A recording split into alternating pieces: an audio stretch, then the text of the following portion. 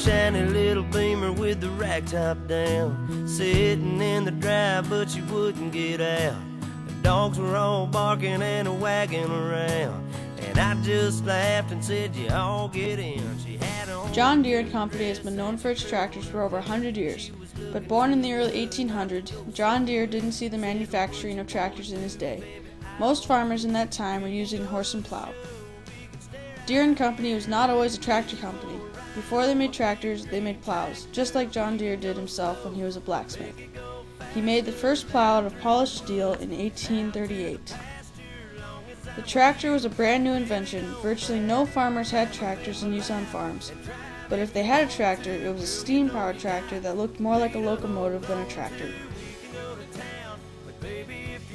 From the first John Deere tractors to the modern-day monster tractors and combines, John Deere and his company have revolutionized farming in many ways. John Deere was born on February 7, 1804, and grew up in Rutland, Vermont. At age 17, he became a blacksmith apprentice. Eventually, he became a blacksmith and moved to Grand Detour, Illinois to try to make more money. He started his own blacksmithing shop and began making plows. His first plow was made out of an old, highly polished saw blade that Deere bent to the shape of a plow. This plow would change farming forever. Deere made 2 plows in 1838, 10 plows in 1839, 40 plows in 1840, 70 plows in 1841, and 100 plows in 1842. Deere moved his company to Moline, Illinois in 1848 and became Deere and Company. By 1852, plow production was up to 4,000 units annually. Deere's plow changed farming in the Midwest. The East Coast farmers thought that the Midwest prairies would not be good for farming because there were no trees. Fire kept trees from growing, but the soil was very rich and produced good crops. Prairie soil was tough to plow. Farmers had to get through a thick prairie sod or prairie grasses to get to the very rich soil. There was one problem with the soil. The soil would stick to the plow and make it plow less efficient until cleaned. But John Deere's plow was different. It had a very smooth surface to help the dirt and sticky clay and soil slide by with ease. One of the other innovations that Deere and Company accomplished was the riding gang plow. This plow was different from Deere's first because you sat on it and you could have 2 plows. John Deere died on May 17, 1886, but his company continued making plows throughout the late 1800s and early 1900s. By 1916, some at Deere wanted to start building tractors, but many in the company didn't want to change their focus from producing plows, as you can see in this letter written by board member George Peake in September of that year. I want it plainly understood that I am and will remain opposed to the taking up of the manufacturing of tractors, and will take steps to stop it if any attempt is made to start. If it comes up, I want you to stop it. 2 years after the letter, Deere and Company noticed how many tractors were being sold, and in 1918 they bought Waterloo Gasoline Engine Company. Later that year, Deere and Company started selling the Waterloo Boy tractors and soon began designing their own tractor. The first fully John Deere tractor was the Model D. The Model D was made from 1923 through 1927. It was green and gold, and this color scheme would show the way for all other John Deere tractors. In a Deere advertisement, the Model D was advertised as light, powerful, and simple. It was a great one-man farm tractor and would lead the way for all other John Deere tractors. Farmers that used the tractor were much more efficient. By 1930, 15% of farmers owned a tractor.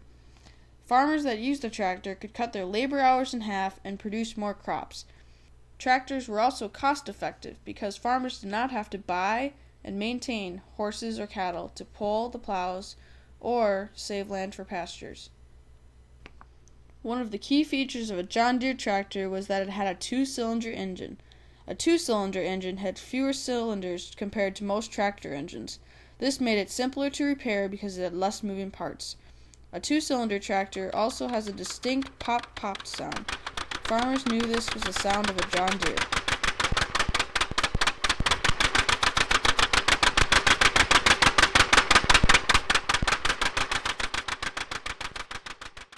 From blacksmith to farm tractor company, John Deere and his company have revolutionized farming in many ways. From the first polished plow made by John Deere the blacksmith in 1838 to the early gasoline engine farm tractors in the early 1920s, to the present-day tractors of all sizes, John Deere and Company have revolutionized farming by cutting labor hours in half and speeding up production in planting and harvesting. Today, tractors use advanced technologies such as GPS and autopilot. Farmers can enter in the GPS coordinates of their field and the tractor will literally drive itself. Other technologies can measure crop yields in real time as the farmer harvests the field, and then plots all the information on a computerized map. But one thing hasn't changed. When you think of a tractor, you think of a green and gold John Deere tractor. In fact, one of the country's most recognized corporate symbols is the John Deere Leaping Deer emblem that has represented quality for over 120 years. As the advertisement says, nothing runs like a Deere.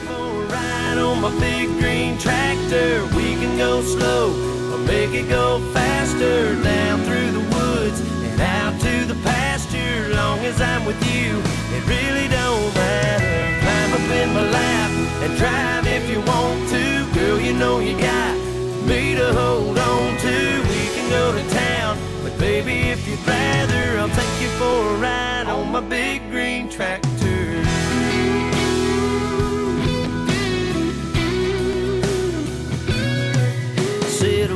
Fired up and I can show you around. Sit up on the hill and watch the sun go down. When the fireflies are dancing and the moon comes out.